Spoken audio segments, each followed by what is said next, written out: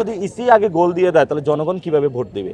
অভিযোগনামা কয়টা দিব? তাহলে তো আমার হলো একজন আলাদা লোক রাখতে হবে বেতন দিয়ে এত অভিযোগ দেওয়ার জন্য। ভোটার যারা, আপনি তাদেরকে বন্দি করে রাখেন বাইতুল মোকাররমে এবং সেটাকে নির্বাচন কমিশন দেখে না।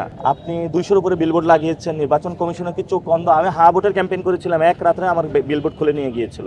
এখন কি তাহলে নির্বাচন কমিশনের চোখ অন্ধ?